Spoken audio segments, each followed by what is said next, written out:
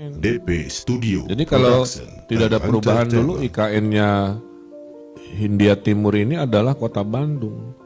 Keburu dipindahin militer ke Bandung Cimahi gitu kan. Saya ngedongeng dulu lah ya biar paham. Bahwa dulu ada IKN, poin saya gitu. Dipindahin Kementerian Perhubungan, makanya kantor KAI pusatnya di Bandung. Dipindahin SDM, makanya ada gedung geologi, museum geologi. Gitu kan. Dideklarasikanlah Bandung IKN tahun 42. Keburu Jepang datang, bubarlah rencana IKN gitu. Ya. Nah, singkat cerita, karena Jepang datang, kita proklamasi 17 Agustus, kan gitu ya. Jakarta menjadi pusat, nggak sengaja, karena proklamasinya di Jakarta. Tahun 50-an, Undang-Undang DKI Ibu Kota lahir, meminta ke